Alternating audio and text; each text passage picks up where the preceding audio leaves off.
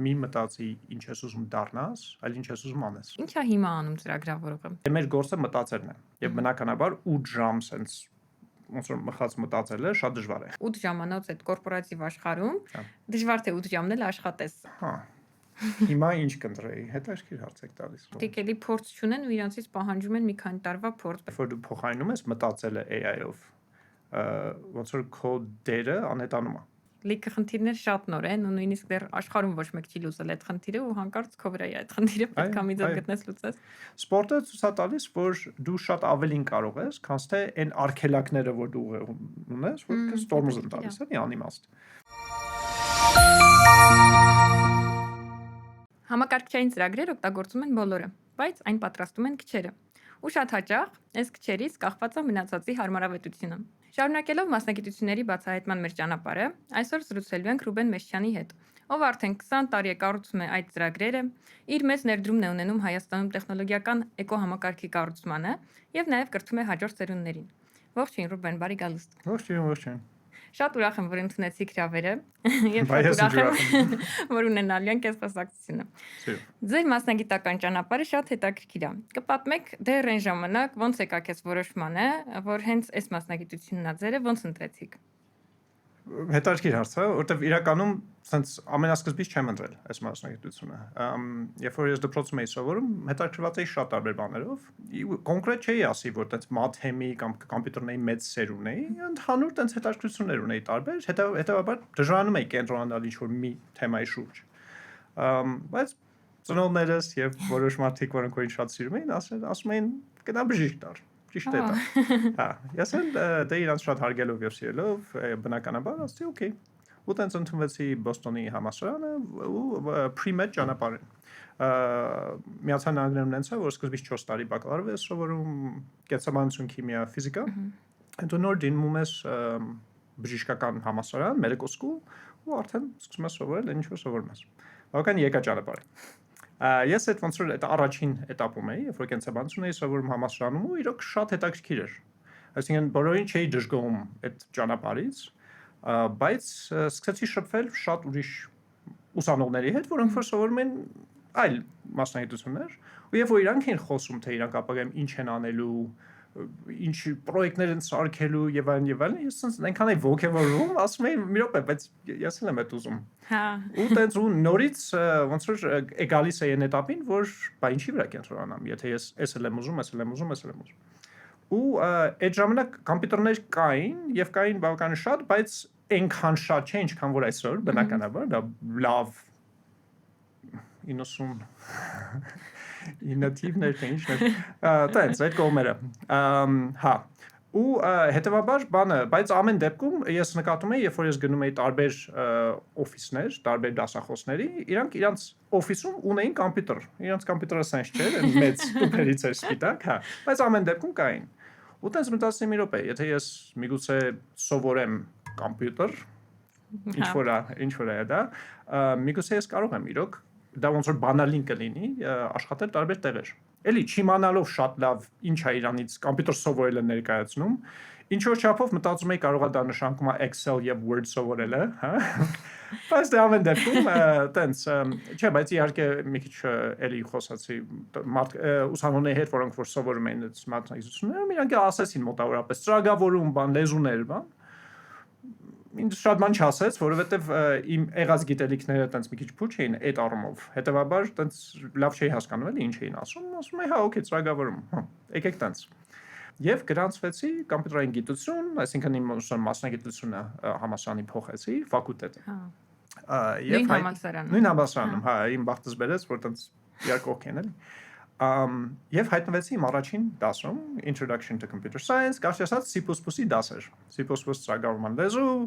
նրանք որոնք որ չգիտեն, բավական խառը ու ոչ հեշտ սովորվող լեզու է։ Հա։ Որ ասեցիր ունեիր տարբեր հետաքրքրություններ տարբեր առարկաների հետ կապված, այնպես չէր որ հումանիտար առարկաների նկատմամբ էլի հետաքրքրություն չէ, էլի ավելի շատ բնագիտական կամ մաթեմատիկական։ Այդ հետաքրքիր չէ։ Բայ։ Ես մի բան ուզում էի սովորեի հայերեն չգիտեմ ոնց են ասում, ռուսերեն ասում են международные отношения։ Միջազգային հարաբերություններ։ Միջազգային հարաբերություններ։ Մի բա էդ էր տենց շատ ինձ հետաքրքրում ու ոնց որ այդ ուղղությամբ էի ուզում գնայի ու սկսեցի կարդալ հոդվածներ, թե ինչ է կատարվում աշխարհում, պատմություն էի շատ կարդում եւ այլն, այսինքն այդ ոլորտն էլ ինձ շատ հետաքրքրում։ Ու ես սիրում եմ մարդկանց հետ շփվել ու ինչ որ խնդիրներ լուծել եւ այլն ու մտածում եմ կարողա դա շատ լավ ստացվի ինձ մոտ։ Բայց էլի դա չընտրեցի, որովհետեւ էլի ինչ որ մի հատ ներ տարած կա, իսկ ես ուզում էի սայլ ու այդպես։ Հետաքրքիր է։ Հետո ընտրեցիր Բոստոնի համալսարանում արդեն ծրագրավորման ուղղությունը ու շարունակեցիր։ Հետաքրքիր է, որ օրինակ Հայաստանում լինեիր, էլի ընտրությունը նույնը կլիներ, թե չէ, որտեվ ամեն դեպքում Բոստոն հնարավորությունները մի քիչ ավելի շատ էին, տեսադաշտն էր ավելի շատ, հնարավորություն ունեիր տեսնելու ինչ են անում մնացածը։ Հայաստանում երևի մի քիչ ավելի նեղեր։ Անկեղծ չեմ պատկերա, քանի ոչ եմ եղել։ Անկեղծ չեմ կարող ասել։ Իսկ օրինակ, եթե հիմա լիներ, նույնը կընտրեիր։ Հա։ Հիմա ինչ կընտրեի, հետաքրքիր հարց եք տալիս։ Չգիտեմ, անկեղծ շատ չեմ մտածել, բայց երևի ինչ որ կենսաբանություն ֆիզիկայի գծով երևի ավելի շատ կգնայի հիմա, բայց անկեղծ չգիտեմ։ Նայեք, խնդիրը ինչու՞մ է, որ քանի որ մենք չգիտենք ուր է այս ամեն ինչը գնում, այս ամեն ինչը ասելով, այս արհեստական բանականությունը, շուկան, աշխարհը, պոլիտիկան եւ այլն։ Մի քիչ շատ ավելի դժվար է հիմա կողմնորոշվել, քան այն ժամանակ, երբ որ ես էի որոշում։ Բավականին շատ բաներ է պետք հաշվի առնել, բայց կարծում եմ հետեւաբար, քանի որ շատ դժվար է հասկանալ ուր է գնում, միակ ոնց որ լուծումը դրան, դա ունենալ ինչ որ չափով լայն, ինչ որ հիմք, հա, գիտելիքների, որը կարծում եմ օրինակ կենսաբանությունը ու ֆիզիկան, նրանք հիմքային գիտելիքներ են, որոնց վրա կարելի է հավաքել շատ ուրիշ բաներ, մաթեմատիկան էլ չի այդպես։ Դե ֆիզիկան ու մաթեմատիկան ինչ որ չափով իրար հետ մոտիկ են։ Այնպես որ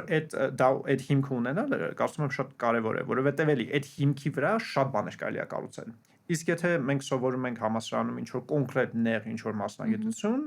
ու հանգարց ինչ որ բան փոխվում է, այդ ճկունությունը ինչ որ չափով կողմ է այդ տեսակետից։ Ինձ օրինակ կոմոտեցում այնքան դուր է գալիս, որ նայել ես ինչ արդյունք ես հետո ստեղծելու, նոր մտածել ես ինչ մասնագիտություն ձեռք բերես, որ այդ արդյունքը կարողանաս ստանալ, որտեվ հիմա ինձ թվում է քչերս ենք մտածել այդ հարցին այդպես, որ ուղղակի նայենք ինչ առարկա լավ գիտենք, ինչ առարկա ենք լավ սովորում, հետո ըստ այդ առարկայի ինչ մասնագիտություն կարելի է ընտրել, որ սազի այդ առարկայի հետ, ու շատ դեպքերում նույնիսկ չենք պատկերացրել, օքեյ, ստացանք այս մասնագիտությունը վերջացրինք, բա հետո ինչ ենք անելու, ինչ ենք իրականում դառնալու։ Երեք հետո ինձ բավական փոքր է, երբ որ ինձ ասացին մի մտածի ինչ ես ուզում դառնաս, այլ ինչ ես ուզում անես։ Հա, շատ հետաքրքիր է։ Այդ բանն է։ Հա, շատ։ Իսկ ծնողներից է եկել այդ մտածումը։ Չէ, դա ինձ ասել էր դասատուներից մեկը դպրոցի։ Իսկ ծնողների դերը օրինակ ինչքանով է կարևորում այս մասնագիտության ընտրության հարցում։ Ոայ, ծնողներից շատ բան եմ սովորել։ Նայեք, իմ ծնողները, իմ հայրս օրինակ շատ աշխատասեր էր, ահավոր։ Ու ես օրինակ մինչև հիմա հիշում եմ, որ գիշերները, երբ որ ես փոքր էի, դեռ Հայաստանում էինք բնակվում, Ավանում հիշում եմ, երբ որ գիշերները ես մի քիչ ինչ որ վատ երազ էի տեսնում կամ ինչ-որ տեսնում մի բան, գնում էի իրենց մոտ։ Իրանք էլ քնում էին հյուրասենյակում։ Շատ հաճախ երբ որ ես գնում էի, մայրս քնած էր, ես գնում էի իր մոտ, պապաս իր գծագրական սեղանի մոտ լույսը միացած գծում էր։ Ու բավականին ուշ էր դա։ Ու հետո հաջորդ առավոտ շուտ ես երբեմն արթնանում էի եւ տեսնում էի այդ լույսը դեռ միացրած է եւ ինքը դեռ այնտեղ է եւ ինքը այդպես ամբողջ գիշեր աշխատում էր եւ հաջորդ առավոտ հավաքում էր իր պրոյեկտը ու գնում էր գործին, այսինքն այդ բանը որ ինքը նվիրվում էր գործին, այսինքն իրան մոտ չկար գործի գնալ գալը, գործը եւ ինքը ոնց որ մի բան էին, այդ նվիրվածությունը պրոյեկտի գործի որ ինչ անում ես պետք է շատ լավ անես կամ ավելի լավ չանես, այդ մոտեցումը ինձ հետ միշտ եղել է։ Հետևաբար միշտ երբ որ ես պատկերացնում եմ, ես ինչ եմ ուզում անեմ։ Բնականաբար հաշվի եմ առնում, ես կարող եմ դա անեմ լավ, թե չէ։ Ինչ գործիքներ են ինձ պետք, որպեսզի ես հասնեմ այդ նպատակին եւ հասանելի եմ, թե չէ։ Որոշ բաներ ուղղակի հասանելի չեն։ Լինում է, օրինակ, չգիտեմ, դու գտնվում ես այնց տարածքում, որտեղ որ ինչ որ հնարավորություն բնական է, լինում է։ Այսինքն այդ ամեն ինչը պետք է ինչ որ չափով հաշվարկես։ Բայց այդ դիսցիպլինը, որ պետք է անես ու պետք է լավ անես։ Այդ հաստատ ծնողներից եկած։ Արդեն 2 տասնամյակ, քիչ չի էլի 2 տասնամյակ այս ոլորտում ես։ Հա, Ու ինչն է հատկապես, որ չի թողնում քեզ ձանձրանալ այս մասնագիտությունից, դու շարունակում ես, դու ավելի շատ ես երևի ներգրավում, նոր պրոյեկտներ ես անում։ Ինչն է քեզ հատկապես մոտիվացնում այս մասնագիտության մեջ։ գիտեք ինչ է հետաքրքիր, որ շատ մասնագիտություններում ես նկատել եմ, էլի շփվելով մարդկանց հետ, որ ինչ որ գիտելիքների ինչ որ этап կա, որ պետք է հավաքել, օրինակ ուսում ստանալ, հա, ստանում են այդ ուսումը, հետո ոնց որ copy paste են անում այդ ուսումը, խնդիր լուծելու վրա, այն ինչ, այսինքն իրանց աշխատանքը հիմնականում կրկնվում է, հա։ Հետևաբար ոնց որ նորություն շատ քիչ է լինում։ Մեր ոլորտը ոնց որ կտրուկ հակառակն է։ Մեր տեխնոլոգիաները փոխվում են, database-ները փոխվում են, ծրագրման լեզուները փոխվում են, այդ մենակ տեխնոլոգիայի մասին է։ Էլ չեմ ասում խնդիրների pašարը, նայած ում համար է խնդիրը լուծում, ինչ խնդիր ունի, երբ այդ խնդիրը ունի եւ այլն եւ այլն եւ այլն։ Հետևաբար ամեն անգամ մենք նստում ենք որպես ինչ որ պրոյեկտ անենք, կապ չունի ինչքան փորձ ունենք, ինչքան, չգիտեմ, խելացի ենք, բան կա, ոչ մի բան կապ չունի։ Միշտ մենք հասկանում ենք, որ մենք նախ ոչ մի բան չգիտենք, որտեղ միանգամից տեսնում ենք շատ ոնց որ բաց թողումներ, հա, մեր գիտելիքների մեջ, երբ որ մենք սկսում ենք պրոյեկտը, եւ ստիպված պետք է նրանց լրացնենք, որովհետեւ եթե չլրացնենք, պրոյեկտը չի կարող իրականանալ։ Այսինքն երկու վարիանտ կա, կամ պրոյեկտը ուղղակի հրաժարվում ենք, ասում ենք ես էլ չեմ կարող, վայ, կամ կպնում ենք սովորելուն, որպեսզի լուծենք այդ խնդիրները։ Իսկ այդ process-ը, այսինքն անընդհատ քանի որ նոր է, հետաքրքիր է, challenging է, այսպես ասած, հա։ Հետաքրքիր է, որովհետև այդ ուրիշ ոլորտներում, որտեղ գնում են սովորում են նույն բանն են անում, մի բան որ չեղավ, կա հաստատ ինչ որ մեկը, որ գիտի դրա պատասխանը, կգնանք կհարցնենք, կասի պատասխանը։ Այս ոլորտում այդ տենց չի, որտեղ լիքը խնդիրներ շատ նոր են, ու նույնիսկ դեռ աշխարհում ոչ մեկ չի լուծել այդ խնդիրը, ու հանկարծ քո վրա է այդ խնդիրը, պետք է մի ձև գտնես լուծես։ Հիմա իրականում այդ որ փորձում ենք ոնց որ ուրիշների գիտելիքներից օգտվել, գոյություն է Stack Overflow կայքը, իհարկե բոլորը գիտեն, հիմա դե GPT-ները, Claude-ը կա եւ այլն, որը բավականին մեծ pašար ունի ու օգնում է։ Բայց ամեն դեպքում միշտ ինչ որ տենց իրավիճակ է լինում, երբ որ զգում ես, որ ինչ որ ես պետք է զոր տամ որպես այո։ Իսկ ինչ ես կարծում, օրինակ հիմա այդ արհեստական բանականությունը որ կա, շատ հարցերի դեպքում նույնիսկ չենք էլ մտածում, ասում ենք դե լավ, թող պատասխանի, այս error-ը գտնի, լուծեմ, փրկեմ, չենք էլ մտածում։ Այդ ինչ որ բացասական էֆեկտ թողնում է մեր վրա։ Մեր վրա, հա, բնականաբար, որովհետև ինչ որ չափով կարծում եմ ուղեղը, սա իմ կարծիքն է, ես բժիշկ չեմ, բայց ինչ որ չափով ոնց որ ուղեղը մկանի հատկություն ունի, այսինքն երբ որ իրան շատ ես օգտագործում, ինքը պնդանում է եւ հակառակը։ Հետևաբար, եթե մենք սովորում ենք, օրինակ մարդիկ ես ճանաչում եմ, որոնք որ ծրագրավորող էին, ես գիտեմ, իրանք նստել կոդ են գրել, ես տեսել եմ, որ իրանք կոդ են գրել, բայց հիմա եթե չգիտեմ, ինտերնետ չունեն, Claude-ին չեն կարող կպնել, իրանք սառում են, չեն կարող գործ անեն։ Այսինքն ինչ որ այնքան են ոնց որ outsource արել, այսպես ասած, իրանք մտածելը, որ ինչ որ չափով այդ ոնց որ այդ ուղեղային մուսկուլը թուլացել է, հա։ Այդ է մի բանը։ Երկրորդ հետևանքը նրանում է, որ շատերը որոնք որ sense ուղղակի Claude-ին ասում են կամ որևէ մոդելին իմ տեղը այս ինչ կոդը գրի, մի երկու անգամ նայում են տեսնում են, հա, օքեյ, ճիշտ է, դրանից հետո արդեն սկսում են այլևս չնայել, որը շատ վտանգավոր է, որովհետև ես այսքան տարի աշխատել եմ շատ լավ ծրագրավորողների հետ, շատ, որոնք որ սխալներ միշտ ստեղծել են իրենց կոդում, այսինքն անսխալ, sense իդեալական կոդ գրելը գրեթե անհնար, չեմ ասում անհնար, գրեթե անհնար է։ Իսկ ճիշտ կոդ գրելը դա ինչ որ մի քանի բանից է բաղկացած։ Առաջինը դա ծրագիրը պետք է աշխատի հենց որ ցոր ուզում ես։ Ու հիմնականում մարդիկ այդտեղ կանգնում են, այսինքն Claude-ին ասում են այսինչ բանը ստեղծիր, աշխատում է ծրագիրը, ասում են, օքեյ, աշխատեց։ Հա։ Cool։ Հա, բայց այնտեղ որոշ դետալներ կան, չէ՞, ինքը կշարունակի աշխատել, երբ որ տվյալների քանակը շատանա, ինքը ինչ որ, չգիտեմ, security անվտանգության խնդիրներ կարող է ունենա ապագայում։ Էլ չեմ ասում ինչ որ յուրահատուկ իրավիճակների դեպքում, corner case-ների, edge case-ների դեպքում կարող է ինքը ճիշտ չաշխատի։ Եվ այդպես շատ բաներ կան, որոնք որ ցենց ակնհայտ չեն երևում, բայց հետո երբ որ երևում են, կարող են բավական մեծ վնաս բերեն սիստեմին, համակարգին։ Դրա համար ամեն դեպքում այդ ինժեներական ուղեղը դեռ պետք է պահել ու օգտագործել։ Այն ժամանակ ու հիմա դու էլ արդեն նշեցիր, որ շատ բան ա փոխվել։ Հիմիկվա ծրագրավորումը ու այն ինչ որ դու էիր սկսել, հավանաբար շատ են տարբերվում իրարից։ Ինչ է հիմա անում ծրագրավորողը։ Շատ տարբեր պատկերացումներ կան մարդկանց մոտ, թե իրականում ինչ է անում ծրագրավորողը։ Կոմպի դիմաց նստած ինչ է անում։ Նայեք, դժվար է պատկերացնել, որտեղ տարբեր ծրագրավորներ կան, տարբեր բաներ են անում։ Ինչ որ ես եմ տեսել։ Հիմնականում շատ ավելի քիչ ժամանակ ենք մենք ծախսում տպելու վրա, հենց բուն կոդ գրելու վրա։ Ես շատ ավելի շատ ժամանակ, թե որոշում ենք ինչ պետք է կառուցվի եւ ինչպես։ Այսինքն ավելի շատ ոնց որ architecture-ի դասավորության վրա, ճարտարապետական ոնց է այդ համակարգը կառուցվում, ոնց են այդ դետալները խոսում իրար հետ։ Այդ ավելի ոնց որ վերևից ենք մենք նայում, այլ ոչ թե տառ գրում ամեն կոդը։ Նայած որ այդից սկսում ենք եւ տալիս ենք ամբողջ strategy-ն, այսինքն ոնց պետքա տեստավորվի այդ ամբողջ համակարգը, ինչ տեստեր պետք է գրվեն, բայց մենք ոչ միշտ ենք նստում ու հենց տեստերը մենք գրում։ Claude հիմնականում գրում է մեր տեղը, մենք ուղղակի մի հատ նայում ենք, ուսումնասիրում ենք, հաստատում ենք, որ ինքը որտեվ այնց բաներ անում մեկ որ տակից դուրս գա, այսինքն օրինակ ասում ենք այսինչ համակարգը գրի կամ ֆունկցիան գրի, հետո տեստը գրի, որ ինքը աշխատում է, ու ինքը քանց թե փորձի ոնց որ տեստավորել, որ ինքը իրոք աշխատում է, ինքը այնց է անում, որ ընդհանրապես կանչի ու ասի հայ էլի մի բան ստացա, վերջ աշխատեց։ Չէ, աշխատեց, բայց ճիշտ աշխատեց, թե չէ։ Խորամանկ է։ Շատ խորամանկ է։ Այսինքն որ հասկանալ խելացի է։ Ու փորձում է կտակից դուրս գա ու քիչ գործ։ Պետք է ուշադրություն դարձնել ամեն դեպք։ Ու մեկ շատ իդեալական կոդ է գրում, բայց մեկ այնց է կոպիտ ասած տուֆտում ու պետք է բռնացնել այդ բանը, թե չէ։ Ինձ թվում է ամենավտանգավոր մասերից մեկն է դա, որ այդ մոդելները համարյա երբեք չեն ասում, էլի չգիտեմ։ Ինչ որ մի ձև տակից դուրս են գալիս, ուտեղ տարանջատել իրոք ճիշտ էր, թե ուղակի հորինեց ինչ որ մի բան ասեց, ահագին դժվար է։ Հատկապես այն մարդկանց համար, ովքեր շատ խորությամբ չեն տիրապետում այն հարցին, ինչ իրանք տալիս են։ Հա, մասնագետ լինելը դեռ լավ է։ Հա, դեռ լավ է։ Այսինքն այդ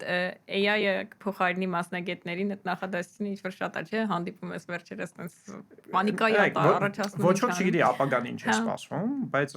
կարծում եմ այսօրվա օրով ամեն դեպքում իմանալ համակարգը ոնց է աշխատում, կոդը ոնց է աշխատում եւ այլն, կարծում եմ կարեւոր է։ Իսկ բացի այդ հիմնական գործից կոդ գրելուց եւ այլն, ինչից է բաղկացած ծրագրավորողի օրը։ Եթե վերցնենք իր ասենց full աշխատանքային օր էլի, օրինակ ես չեմ կարծում ու տենց հետազոտություններ էլ կան, որ 8 ժամանոց այդ կորպորատիվ աշխարհում դժվար թե 8 ժամն էլ աշխատես։ Աշխատում ես երևի ինչ որ տարբեր հաշվարկներ կան, բայց այն ամենաէֆեկտիվը 3-4 ժամն է էլի իրականում։ Մնացած մասը տարբեր ինչ որ բաների վրա է անցնում։ Ծրագրավորման ոլորտում այդ ոնց է։ Գիտեք, բավականին տարբեր է ու փոխվում է։ Նախ դե մեր գործը մտածելն է եւ բնականաբար 8 ժամ sense ոնց որ մխած մտածելը շատ դժվար է։ Շատ քիչ մարդ կարող է այդպես բան անել։ Հետևաբար այո, ինչ որ sense տատանումներով է գալիս։ Բայց հիմա նաև մանավանդ երբ որ cloud-ով ենք աշխատում մենք, օրինակ նայեք, ժամանակին մենք կոդը գրում էինք եւ մտածում էինք, գրում էինք ու անընդհատ այդ ցիկլի մեջ էինք, այսինքն անընդհատ համբյուտերի առաջ կոդը կարդում էինք շատ, կարդում ենք, հետո գրում ենք, կարդում ենք, գրում ենք, այսինքն անընդհատ ոնց որ կոդի մեջ էինք ու հավաքում էինք համակարգը շատ հաճախ կոդ գրելու ընթացքում։ Հա, սկզբից պատկեր գիտեինք, բայց ընթացքում լիքը բան գալիս էր, չէ, լավ է ստեղ կոդ լինի, բան, լավ refactor անեմ, ես ամնը փոխեմ եւ հիմա քանի որ այդ տառ ֆունկցիա մենք հիմնականում չենք գրում, հանձնում ենք հանձնարարությունը, այսպես ասած cloud-ին, ինքը գրում է։ Այդ ընթացքում մարդ գիտեմ որ ճաշ է փում, լվացք անում եւ այլն։ Եվ բայց նաեւ այդ ժամանակը իհարկե կարելի է օգտագործել ինչ որ բան սովորել, որպեսզի հաջորդ prompt-ները, երբ որ մենք գրում ենք, ավելի գրագետ լինեն, որտեվ էսա է ամենահետաքրքիր բանը, այդ մոդուլների հետ շփումը արվում է հիմնականում prompt-ով, երբ որ, չէ, երբ որ մենք գրում ենք ինչ որ հարցը։ Բաժնում այդ հարցը գրելը, գրագետ գրելը շատ դժվար է։ Ու բանը, այսինքն այո, վերջում կոդը շատ բան կարող անի մեր տեղը, բայց այդ հանձնարարությունը տալը եւ տալ ճիշտ եւ հետականությունը ապահովելը, ես իմի հասկանալը, որ հա, այդ որ արից ոնց ենք տեստավորելու, որ ինչ կարելի է իրոք ճիշտ արել եւ այլն, ինքը դետալներ կան, որը պահանջում է գիտելիք։ Իսկ այդ գիտելիքը միտից պետք է գա։ Այսինքն եթե մենք համասարանում կամ դպրոցում անընդհատ մեր տնային աշխատանքը copy paste ենք անում code-ի մեջ կամ GPT-ի մեջ ու տալիս ենք դասատուին, ստացվում է այդ գիտելիքը չի գալիս, չէ՞։ Ինչ որ մի բա պետք է այդ դնենք մի կողմ ու կամ օգտագործելով նրան, ասել, չգիտեմ, Claude ջան, ինձ սովորացրու այսինչ բան ու ինքը ինչ որ tutorial կազմում ու մենք կարդանք։ հարց չկա։ Բայց ուզում եմ ասեմ այդ ժամանակը, երբ որ մենք սպասում ենք, երբ որ Claude-ը պատտվում Հա, է։ կարելի է օգտագործել։ Բայց մի բան էլ կա, ինքը շատ հաճախ գրում է մոտավորապես ինչ է ասում, լոգեր կան։ Հա։ Ես սիրում եմ կարդալ նրանց, որովհետև շատ հաճախ ընթացքում տեսնում եմ, որ ինքը սխալ ճանապարհով է գնում, ասում է՝ «Վայ, փաստորեն այսինչ սենց է, արի սենց անեմ», ինչ որ սենց մի հատ բան ալնում, եւ որ no, չանես սենց բան, հա, ու մի անգամ stop, հետո պետք է prompt-ը ավելացնեմ, ասեմ, բայց սենց բան մի արա, այսի որովհետև հասկացաք, չէ՞։ Թե չէ պիտի սպասես մինչև ամբողջը ավարտվի, այդքան token ծախսես եւ այլն, ու վերջում չստանաս ինչ որ ուզում ես։ Ոնց որ Բայց ինչ որ application-ներ էլ կան, այդ տեխնիկան օգտագործում են user-ին զբաղացնելու համար, չէ՞։ Իրականում կարող է ուրիշ բան գրվի, նկարվի, բայց տակից ուրիշ բան անի, էլի։ Հնարավոր, իհարկե։ Բայց այդ հանրարարությունների հետ կապված որ ասեցիր, իսկապես լուրջ challenge է հիմա դասավանդողների համար։ Ես էլ Power BI եմ դասավանդում ու հա, ու task-եր կազմելը real challenge է դարձել իմ համար, որովհետև ուղարկում եմ 5 րոպե հետո ինձ պատասխանները շատ սիրուն գրագետ են ուղարկում եմ, որ նույնիսկ պատասխանում եմ երեխեքին, ասում եմ երեխեք, դուք sense իդեալական տիրապետում եք, մի եկեք դասերի։ Ինչի եք անում տենց։ Ու ստիպված մտածում եմ նենց բաներ, որ իհարկե ովքեր ավելի հասուն են, չեն անում տենց նստում են, սկսում են մտածել, ինչ որ բան եթե չեն հասկանում, օքեյ, որ հարցնեն կամ ինձ կամ AI-ին, խնդիր չկա, բայց ամբողջը պրոստը դնել AI-ով անել, մի քիչ անլուրջ է, էլի։ Կարծում եմ հենց դա է, երբ որ դու փոխարինում ես մտածելը AI-ով, ոնց որ քո դերը անհետանում է։ Այսինքն քո ինչքան որ կարող էի մտածել, արդեն էլ չես մտածում, վերջ։ Այսինքն դու էլ դեր չունես, որը վտանգավոր է։ Ես մտածում եմ, որ ամեն մասնագիտություն ունի իրան բնորոշ բնավորության գծերը։ Ու իրոք հավատում եմ էլի այդ մտքին, ճիշտ է կան հմտություններ, սկիլեր, որ եթե չունես հնարավոր է երկար աշխատանքի միջոցով ձեռք բերել այդ սկիլերը, բայց բնավորության մասին տենց չեմ մտածում։ Բնավորություն փոխելը մի քիչ իմ կարծիքով անհավանական բան է։ Երևի կան մի տոկոս ինչ-որ դեպքեր, որ ստացվում է, բայց մեծամասամբ չէ։ Կա ինչ որ գծեր, որ հենց ծրագրավորողին պետք է հատուկ լինի, որ օրինակ ամեն մարդ չէ որ կարող է դառնա։ Ինչն է, որ հենց առանձնացնում է ծրագրավորողի համար։ Գիտեք, տես հիմնական ինչ որ կարելի ասել, չգիտեմ, լավ կլինի մաթեմից ուժեղ լինի կամ բան, բայց իրականում տես correlation չեմ գտել։ Ես աշխատել եմ շատ մարդկանց հետ, որոնք որ բավականին տարբեր էին։ Կարելի ասել միակ բանը, որ հիմնականում կարելի ասել, որ բոլորը ունեն, դա այդ խնդիրներից չվախենալը եւ նոր բաներ սովորելու հմտությունը ունենալ։ Այսինքն, երբ որ մենք աշխատում ենք ու տեսնում ենք, որ սա չգիտեմ, ոնց շուտ կողմնորոշվել եւ դա սովորել։ Այսինքն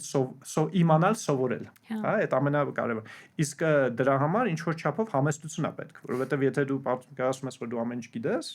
այդքան էլ լավ չի ստացվում, էլի այդ բանը։ Բայց եթե համեստորեն հասկանում ես, որ իրականում շատ բան չգիտեմ, ու ես էլ չգիտեմ, ու ես հերթական հատ կնստեմ ժամերով, կկարդամ, կփորձեմ եւ այլն, մինչեւ հասնեմ այն նպատակի, որ ես գիտեմ դա, որպեսզի կարողանամ լուծեմ այս խնդիրը։ Հիմա թե ես դա կանեմ գրքերով, GPT-ով, թե ինչով, այդ ամեն ինչը ուղղակի միջոցներ են, բայց այդ process-ը ամեն դեպքում պետք է լինի։ Դե թին հայտնի խոսքա, չէ, ինչքան շատ գիտեմ, այնքան հասկանում եմ, ինչքան ավելի շատ չգիտեմ։ Ես անձամբ լիքը համոզվել եմ դրանում, բայց հա, ու միշտ ուզում եմ այդ մարդկանց ինքնավստահությունից ունենամ, որ քիչ գիտեն, բայց այնքան վստահ են ասում իրանց ասածը։ Բայց այս միջոցները, որ նշեցիր GPT-ով կամ չգիտեմ, այս գիրք կարդալով կամ վիդեո լսելով, դու օրինակ ո՞րն ես նախընտրում, որովհետև հենց օրինակ այդ prompt engineering մասնագիտությունից որ խոսացիր, արագ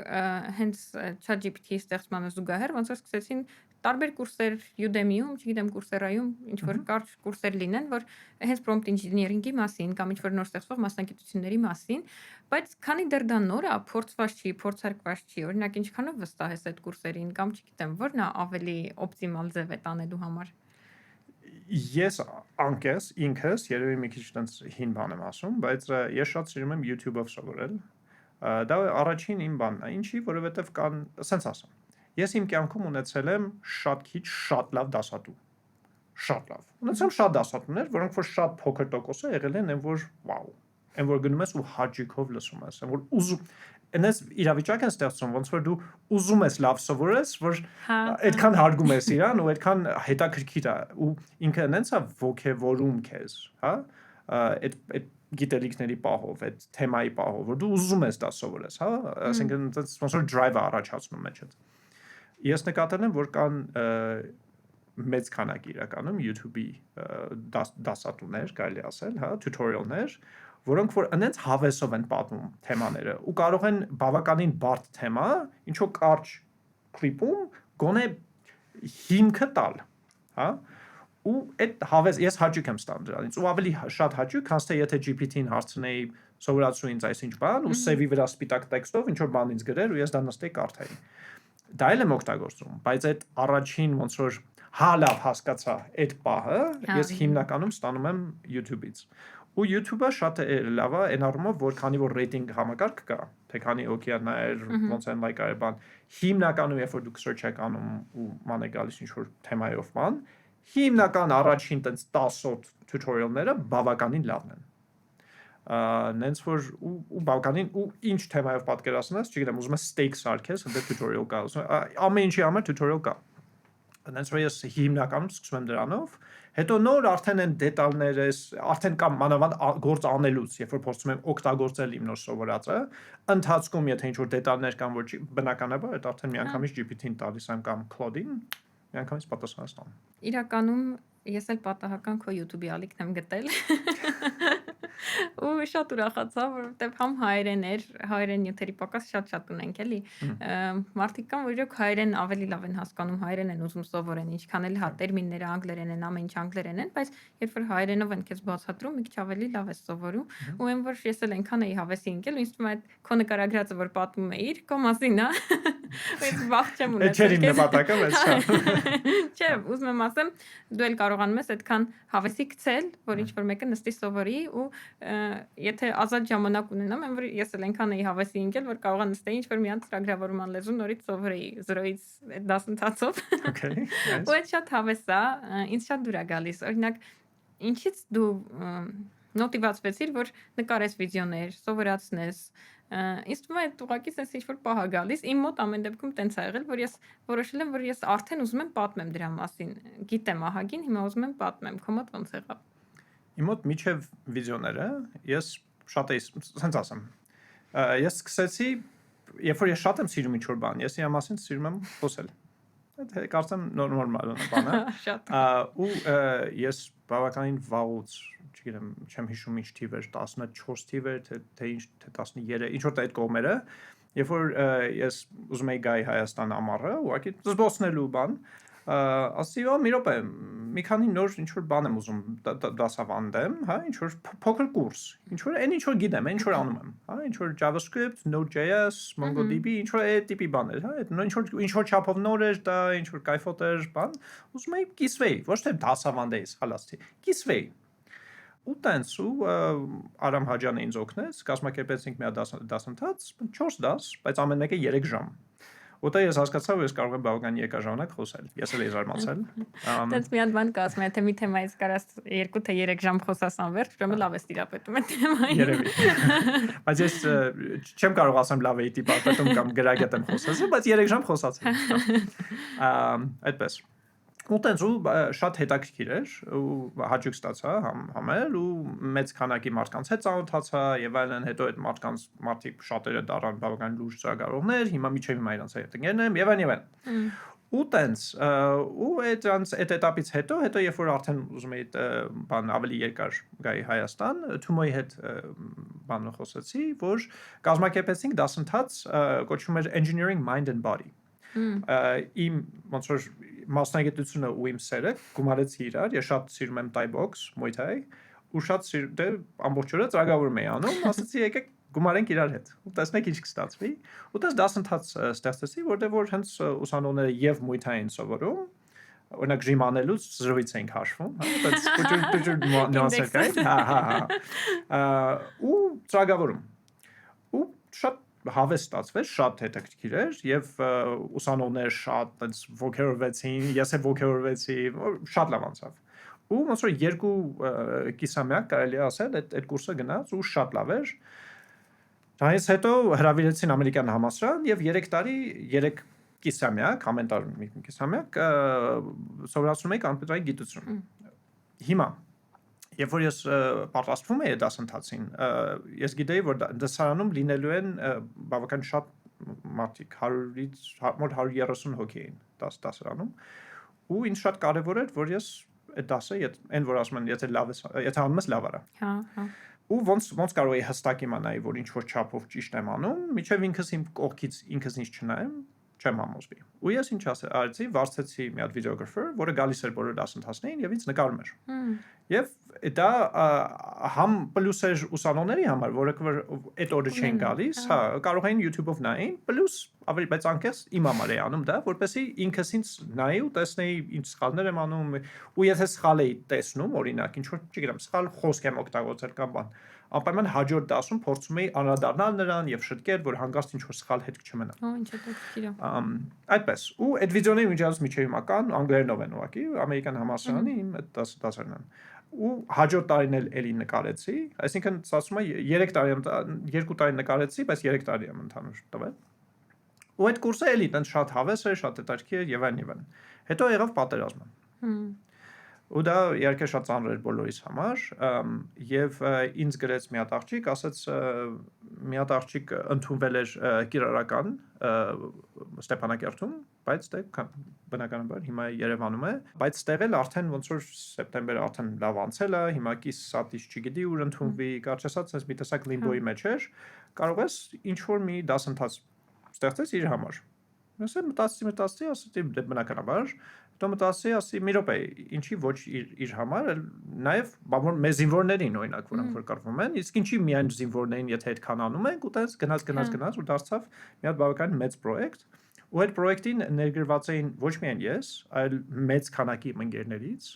որոնք որ նվիրվեցին եւ մենք ինչ արեցինք։ Ես վիդեոն YouTube-ի սարքում էի։ Այսինքն այդ YouTube վիդեոները որ դուք տեսնում եք հիմա, որ հիմա ուղղակի կան, իրանք սկսեցին որպես դասընթաց, որը բաղկացած է մի քանի մասի։ Ես YouTube-ը բաց էի թողում, ուսանողներն նայում էին, հետո տնային աշխատանքներ էին հայտարարում, Facebook-ով խումբ ունենք։ Հիմա էլ կա այդ խումբը։ Պլյուս բացի դրանից իրանք կարող էին կպնեին on-line Google chat-ով ու կային այդ իմ ընկերները, որոնք որ իրանց վիդեոյով հարցեր էին պատասխանում, ինչ որ օրինակներ էին ուսումնասիրում իրանց հետ եւ այլն, այսինքն տնային աշխատանքների վրա էին աշխատում, պրոյեկտների, օրինակների եւ այլն։ Եվ քանի որ մարդիկ կային, որոնք որ չգիտեմ, առավոտներին ազատ, մարդկա երեկոյանա, այդ իմ ընկերներից քանակը այնքան շատ էին, որ իրանք ամբողջ 8 ժամը օրվա ամեն օր փակում էին։ Ու դուք գիտեք ինչ ասենք անես պատմություններ էին ինձ պատմում, որ ասենք, չգիտեմ, տեսել դե վիդեոյով էին, չէ՞, նայում ով էր, ասենք մայրիկ ինչ որ երեխեքով, հա, բան, ասենք ասենք ճաշա էփում ու նայում է։ Այսինքն վիճա, այսինքն ով որ կարող էր, ինչպես որ կարող էր, միանում էր, որ գոնե ինչ որ բան քաղեր, ու որը շատ լավ է։ Հիմա ես չեմ կարող ասեմ ինչ տոկոսը այդ մարդկանց դառան վերջում ծրագավորող, բայց որ ինչ որ չափով միջավայր ստեղծվեց եւ մոտիվացրեց մարդկանց եւ այդ ինչ որ չափով ծանր, ինչ որ չափով շատ ծանր ժամանակ ինչ որ չափով խմբավորեց մարդկանց։ Այդ ինչ որ այդ լավ էր։ Հա։ Դու ինչ ստացար դրանից։ Հա։ Ես ինչ ստացա։ Կարծում եմ, եթե դա չլիներ, ես կլինեի նախ շատ ավելի տխուր եւ դեպրեսիվ այդ ժամանակ։ Ունենալ այդ աշխատանքը ինձ ոնց որ ես կենտրոնում էի դրա վրա, իմանալով որ դա ճիշտ է, դա լավ է եւ այլն, ու ինչ որ չափով psychologically օգնեց ինձ էլի այդ ճանապարհը անցնել։ Այսօր ինչ շատ օգնել։ Երևի ինձ ամենաշատն է օգնել, անկաս։ Այսինքն այդ վիդեոները ես իմ համար եմ սարքել, կարելի է տենց ասել։ Իրականում ինձ ամենաշատը այդ պատասխանատու մոտեցումն է, էլի դուր գալիս ես ամեն ինչին, համ դաստալու մասին, համ վիդեոների մասին, որ ու նաև որ ինքդ քո վրա այդքան աշխատում ես, որ նայես ինչ որ բան լավ չեղավ, հաջորդին ուղես, որովհետև մի քիչ պետքա պատասխանատու մոտենանք այն ամեն ինչին, ինչ որ մենք ասում ենք։ Ես էլ ամեն նախադասություն ասելուց հետո մտածում եմ հանկարծ նես չլինի, էլի սխալ մեսիջ տված լինեմ մարդկանց։ Ճիշտ է, այնց չի որ ամբողջ լսարանը այդ 80 րոպեա կամ չգիտեմ ամբողջ լսում է, միշտ հաստատ ինչ որ մարդիկ քնում են, արտանում են, հայացքներից էլ զգացվում է ով այդ պահին լսեց, ասածը ով չլսեց, բայց կարևոր է սխալ մեսիջներ չտալը։ Անշուշտ։ Ռուբեն, աշխատել ես IBM-ում, կպատմես մի քիչ։ IBM-ը իմ առաջին ոնց որ մեծ ընկերությունն էր, որտեղ որ ես ընդունվել էի, միջև դա աշխատել էի համալսարանում ֆիզիկոսների հետ, մոլեկուլների սիմուլյացիաներ էի գրում, Java 3D-ով հիշում եմ միջև։ Դրանից հետ Հիմա կա։ Չէ։ Ну, ավեշուն չգիտեմ հիմա կա, դժվար, կասկածում եմ։ Հետո դրանից հետո գործ էի ման գալիս, ոչ միտեղ չի կարող ընդունվեի, ու տենց հանգարցակի կթամիած ստարտափ, փոքր ստարտափ, կոչվում էր Flow Space, որը սort drag and drop-ով փորձում էր բան սարքել, էլի, design system էր կարծես, հա։ Ու տենց այդտեղ ու ես հիշում եմ C#-ով էի աշխատում ու ինչի էր այդ մարդը ընտրել C#-ը նոր էր դուրս եկել այդ պատկերացեք երբ էր բավական նոր էր ու տենց ասում էր դե նոր տեխնոլոգիա բան արի տենց ինչ որ բան է ու առաջին եւ միայն ծրագրավորողը թիմում ես էի ու պատկերացրեք ինչ խլամ էր այդ կոդը, որովհետև այդ իմ առաջին ու բացի այն պրոյեկտից, որ համասարանում էի անում, առաջին ռեալ կոդն է, որը միայն ես էի ու ամեն ինչ ճարտարապետությունը իրա ոնց ամեն ինչը իրա էր խոսում, սա ես էի հորինել իմ ճիպիզնակալովս, այսպես ասած, ոնց որ ոչ փորձ ունեի, ոչ բան, հետեւաբար ամեն ինչ սենց էր գրված, մեծ քանակի բագերով, սխալներով եւ այլն բնականաբար։ Դրանց որ կարծում եմ չէիք զարմանա, եթե ասեի, որ չստացվեց, ստարտափը տակ տվեց, ոչ ման չեղավ, հա։ Բայց կոդի պատճառով չէ իրականում, բայց կոդն էլ էր վատ։ Բայց հա, չէ իրական բիզնեսի թեմա էր, չէր կարող ծախել։ Բայց դա շատ կարևոր է մի քանի պատճառ։ Առաջինը այդ փորձ էր, որի ընթացքում լիքը բան սովորեցի, եւ երկրորդը հիմա այդ փորձը իմ ռեզումեի համար, որ ես կարող եի ցույց տալ, ասեի նայեք, ինչ որ միտեղ ինչ որ մի բան արել եմ, հա։ Այդպես ու ընդունվեցի սկզբից IBM որպես intern հայրը ոնց է ուսնակ որպես ուսնակ 3 ամիս որպես ուսնակ ամառը որից հետո ես իրանց խնդրեցի ասացի կնի հա ու շատ վատ անցավ իմ ինջալոց վատ անցավ բացատրեմ ինչ նկատի ունեմ վատ անցավ որտեվ ես ամեն օր գնում էի այդ օֆիսը նստում էի դուրսը շոկ արև բան հաճելի ներսը ցուրտ որտեվ air conditioner սարոթը միացրած բան ես ասես ու դողում էի նաև որտեվ ներվային էի հա քրտնում էի ու զգում էի որ ոչ մի բանի մոտ չի ստացվում ինչ գրում եմ չանում բագերը շատ են հասկացա չէ շատ վատ վիճակ էր ինչ գրում էի էլ հազարից մեկը գործի ընդունված մարդ հա պաստորեն մենեջերն էլ երբ որ մեկ գալիս էր ասում էր հետո Ռուբ ջան ոնց է ինչ կա այն որ sense իմ համար ոնց որ սիրտս պայթ էր ասում էի հա դեռ այս թեմայի վրա եմ էլի դրված բան ասում եմ հա դե եթե ինչ որ բանով կարող ենք օգնենք ասես ու դա էլ է շատ հետաքրքիր որ թիմի անդամներ որոնք շատ ուժեղ էին իմ համար են որ պապամերն էին էլի ես sense այն որ համես մոտենում եմ ասում եմ կներեք էլի գիտեմ զբաղված եք բան բայց կլինի ես դուտա բանով ինձ օգնեք բան իրանք էլ ժպտերս ասում են հա Ռուբ ջան արի նայենք բան այսինքն շատ ջերմ էին որը իմ այդ շատ կարևոր իմ համար այսինքն ես ինչքան էլ իրանց համեմատ փոքր էի մասնագիտության տեսակետից իրանք միշտ պատրաստ էին ինձ ուղեկցել, օգնել, բացատրել եւ այլն ու դա ինձ շատ օգնեց եւ ես մի հատ շատ կարեւոր բան հասկացա IBM-ում IBM-ը իմ համար շատ լուրջ դաս էր եւ դասը հետեւյալն է եղիր այնտեղ որտեղ որ քեզնից ուժեղ են անգլերեն տես բան կա if you're the smartest person in the room you're in the wrong room այդտեղ այսինքն այդ մարդիկ այդ գայլերը այդ չգիտեմ ուժեղ մասնագետները ինձ կոնկրետ քաշեցին վերև այդ իրանց բացատրությամբ իրանց օրինակով իրանց չգիտեմ կոդով որ ես նայում էի ու տեսնում էի ոնց են գրել այդ կոդը հետո ես էի փորձում տենց եւ այլն այսինքն էլ չեմ ասում այդ որ չգիտեմ գրատախտակի մոտ երբ որ ինչ որ արխիտեկտուրային որոշում սա սենց նույնիսկ խոսքերը որ իրանք օգտագործում էին սկսեցին դառնալ իմ խոսքերը հա լավ եմ հասկանում այսինքն ու այդ շատ լուրջ հետևանք թողեց իմ վրա ու կարծում եմ այդ 3 տարի որ ես IBM-ում էի ընդհանուր շատ ուժեղ աճ ստացա այդ մարդկանց շնորհիվ բայց ինձ թվում է մի քիչ այդ բնավորության հարցը լա էլի որովհետև լիքը մարդ էլ երբ որ հայտնվում է այնտեղ, որտեղ ինքը ամենաթույլն է, կարա հանգիստ կոտրվի, այդ մոտիվացիան չստանա իրականում շարունակելու։ Բայց նաև կարևոր է այդ մարդկանց մոտեցումը իր հանդեպ։ Այսինքն Հա։ օրինակ, որ իրանք ջերմ էին իմ հանդեպ, բան չէին ասում, ով ինչ ես գալիս ինձ ապուշ հարցերը տալիս, ես լուրջ բաների մասին եմ մտածում։ Չէ, իրանք հասկանում էին, որ ամեն մասը համակարգի կարևոր է։ Ու եթե իմ գրած մասը լավ չաշխատի, իրանց այդ ես իմ ինչ գրածը կարող է լավ չաշխատի դրա պատճառ։ Այսինքն ամեն դետալը կարևոր է։ Հետևաբար իրանք նստում էին ու քննարկում էին ու օգնում էին եւ այլն եւ այլն։ Հա, իհարկե այդ շատ լավ է, բայց եթե իդեալական աշխարհում նայենք, այդ ոչ թե լավ է, այլ նորմալ է։ Տենց պիտի լինի։ Հա, լավ կլինի որ տենց լինի։ Լավ կլինի որ տենց լինի, բայց այլ հարց է, որ երևի տենց չի էլի շատ տեղերում։ Երևի։ Հիմա էլ օրինակ մեր մոտ ինտերները կամ ջունիորները, որ նոր են սկսում, շատ խնդիրներ ունեն ու ես էլ իմ շուրջ շատ են հավաքվում այդպիսի մարդիկ, որ նոր են գործ ուսում գտնել, նոր են փնտրում, նոր պետքա մտնեն այս ոլորտ ու դժվարությունները իրանց համար շատ են։ Նախ այդ որ իրան որ պատմեցիր օրինակ այն ժամանակ, երբ որ դու գործի էիր ընդունվում ու հիմա էլ այդ նույն խնդիրները կա էլի, մարդիկ էլի փորձ չունեն ու իրանցից պահանջում են մի քանի տարվա փորձ, բայց այդ մարդը նոր ավարտել, ոնց Infinite loop-ի մեջ են գնում։ Հա, ինչ անեն օրինակ այդ մարդիկ։ Հիմա նայեք, հիմա շատ դժվար է ընդհանուր շուկան, որովհետև տնտեսական խնդիրներ ունի շատ լուրջ։ Ստարտափները, այսինքն փոքր ընկերությունները հիմա բավական դժվարանում են ինչ որ եկամուտ ստանան ինվեստորներից, ներդրումներից։ Հետևաբար հիմա շատ դժվար է, որտեղ տեղերը քանակի, որ ընդունվում է, քչացել են, այդ մեկ։ Երկրորդը, այսօրվա օրով senior-ը, այսինքն ով որ բավական փորձ ունի, գիտելիքների պաշար ունի, գիտի ինչա պետք է անել, ոնց պետք է հավաքել համակարգը եւ այլն, օգտագործելով cloud code օրինակ, կարող է անի այն ինչ որ ժամանակին, չգիտեմ, հա, junior-ը կաներ եւ ինչ որ չափով mid-ը կաներ։ Այսինքն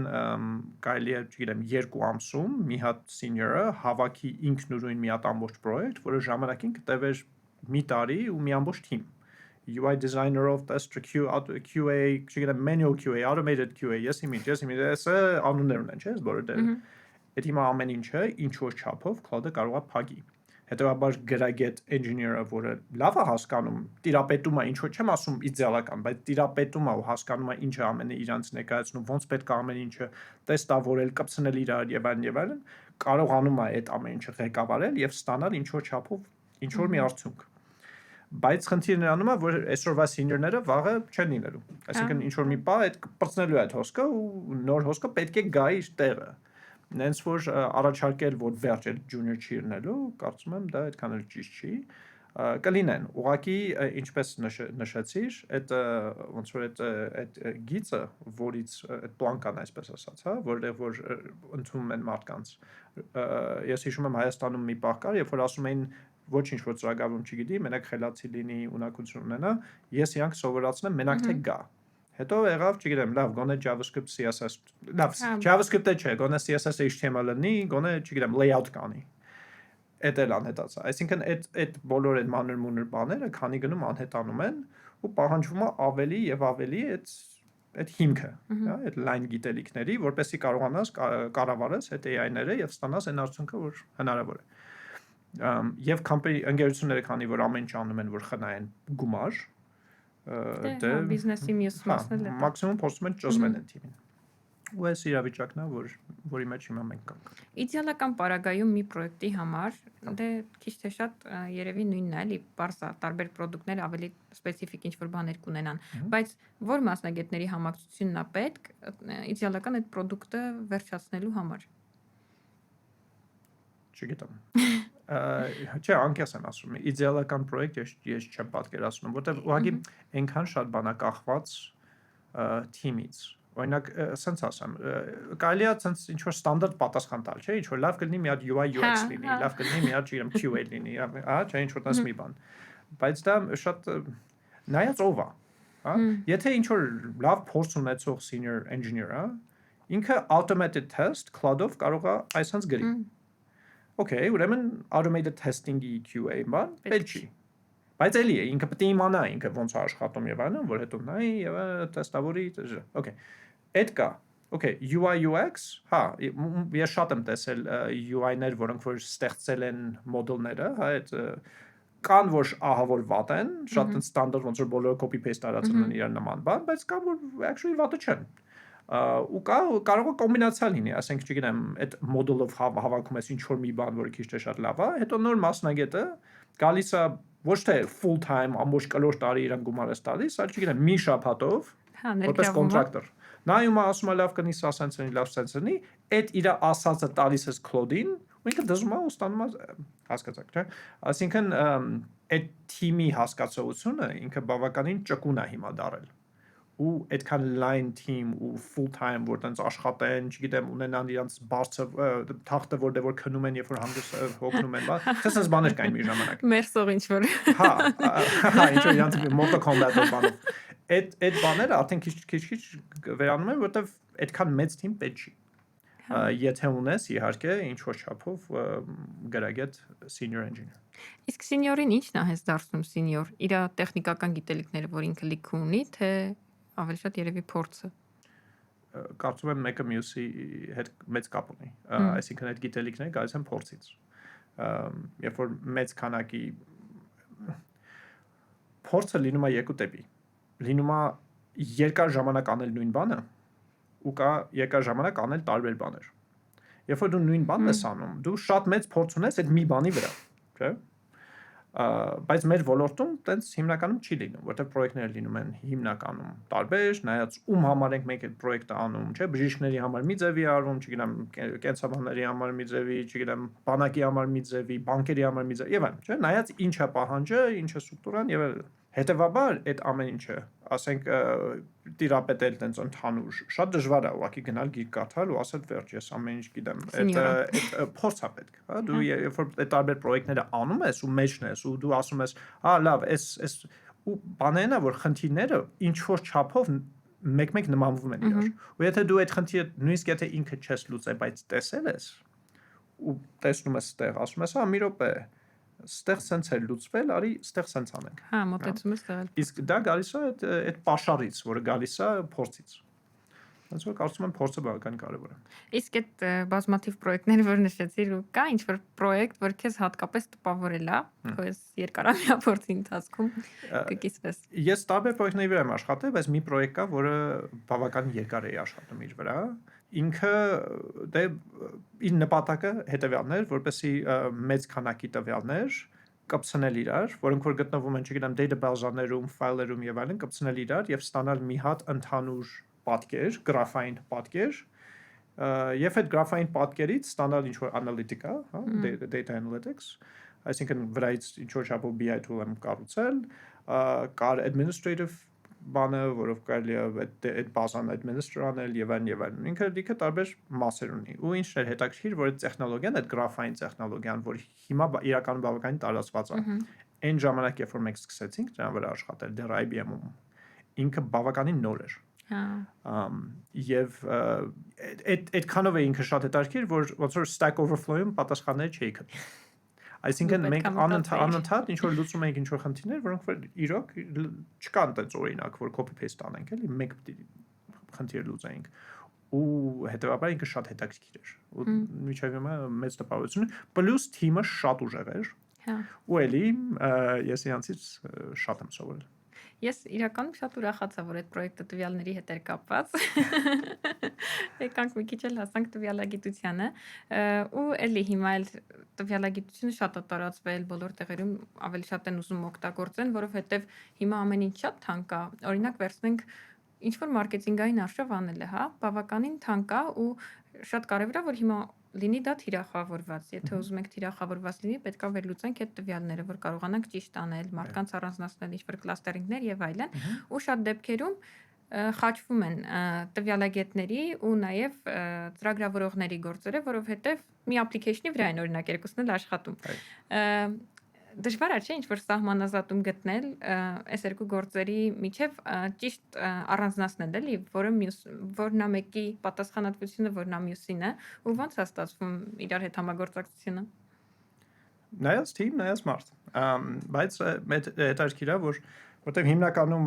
տվյալագետները նաև ծրագրավորող են, այսինքն իրենք գիտել կոդ գրել, շատ լավ եւ այլն եւ այլն։ Եվ շատ մեծ քանակի մարդկանց, որոնք որ ծրագրավորող են, նաև տվյալներից մի բան հասկանում են։ Հետևաբար գիտելիքների բանը այդ խաչումը բավական մեծ է։ Հիմա կոնկրետ ոնց են իրար հետ աշխատում, որպեսզի ճիշտ լինի, տարբեր մոտեցումներ կան, կարծում եմ մեկը չկա, բայց օրինակ ես փորձ ունեցել եմ, որ դե կար թիմը, որը կառուցել էր application-ը, ու կար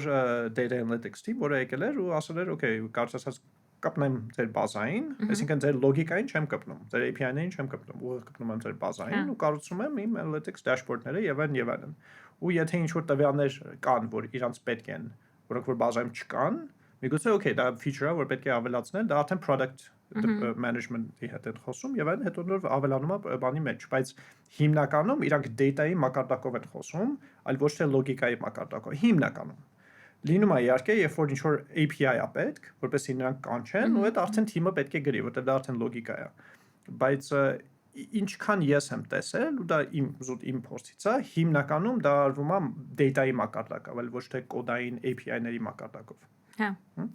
Իսկ ինչ որ միջանկյալ օղակ պետք է այս երկուսին իրար կապելու համար։ Չգիտեմ, օրինակ PM-ը կլինի կամ business analyst-ը կլինի։ Կարծում եմ նայած ում համար է այդ BI-ը պետք։ Այսինքն եթե դու կառուցում եք դա marketing team-ի համար, marketing team-ը ասում է, okay, ինձ պետք են այսինչ տվյալներ, որ ես չգիտեմ, եւ միջև դա չիմանամ, ես չեմ կարող գրագետ որոշում կայացնեմ, թե ոնց marketing strategy-ն կազմեմ։ Ինքը դա ասում է, okay, դա պետք է իմանալ։ Հիմա դա արդեն ինչ-որ որոշ չափով մարդկային բան է, թե դա data scientist-ին ասում, որը ասում է PM-ին, թե ուղիղ ասում է PM-ին, դա կարծում եմ արդեն մի քիչ ներքին խոհանոց է, ճիշտ ու սխալը չկա այդտեղ։ Դա ավելի շատ ով է իրար հետ ավելի լավ լեզու գտնում ու իրար հետ աշխատում։ Էլի, իմ փորձից ելնելով, սա ինչ-որ ստանդարտ դոգմա չի։ Այսինքն մեկը այլի գալիս ենք այն կետին, որ մասնագիտություններից մի քիչ պետքա վերանալ այլ մարդկանց նայել, էլի, որովհետև այդ նույն մասնագիտության մի մարդը կարա լրիվ ուրիշ սկոպ ծածկի, մյուս մարդը լրիվ ուրիշ սկոպ ծածկի։ Այո։ Ու հստակ տարանջատումներ էլի շատ հաճախ կարա չլինի, որտեղ մեկը մյուսի գործը հանգիստ կարա անի, մյուսն էլ կարա մոտենա գործին, սենց ասի, չէ, իմ job description-ում գրած է SSS կետերը։ Ես սրանից չեմ շեղվելու։ Այս դուք չեմ գալիս։ Եվ շատ կարևորը կարծում եմ, որ կարողանալ աշխատել ուրիշների հետ։ Մարդիկ կան, համոզված եմ ես փորձում ունես, որ իրանց հետ աշխատելու ուղղակի տհաճ է։ Ոնց որ չես ուզում նույնիսկ իր հետ շփվես։ Ու ուղղակի ինչ-որ բան կա իր մեջ, չէ, ու տարբեր են այդ բաները, հա։ Բայց նաև մարդիկ կան, ում հետ շատ հավես է։ Ու երբ որ հաճելի է այդ շփվել, դու չես վախենում, երբ որ կամ մտահոգվում, կամ մտածում, կամ քաշվում, երբ որ դու ուզում ես ինչ-որ, չգիտեմ, feature ավելացնել, ինքը պետք է ավելացնի, գնում ես, ասում ես, կամ ես, հա, չկա, վաղ կլինի, հա։ Բամ։ Այսինքն այդ process-ը ներքին գործ անելու շատ ավելի effective է, երբ որ քիչ ավելի տենց ջերմեն է։ Տենց իրականում բան կա, որ ինտերվյու անողները, եթե քո թիմում ինչ-որ մարդ ես ուզում ընտրես, շատ հակված են անկախ իրենցից էլի, տենց ինչ-որ ներքին ուղեղի բջիջներով, որ ընտրեն այն տեխնացուին, որը իրանց ավելի նման է։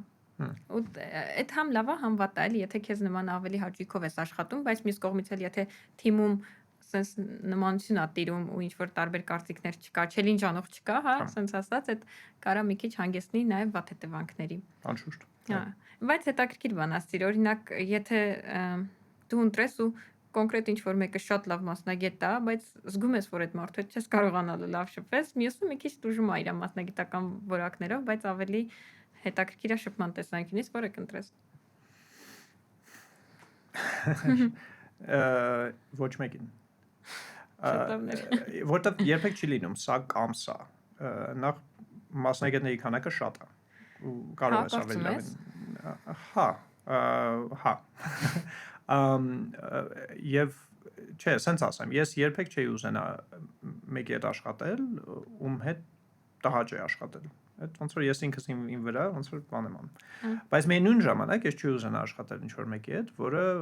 բան է, ոնց որ իր արդյունքը լավը չի, որովհետև մի տեղից պետք է դուրս գա այդ արդյունքը, ուրեմն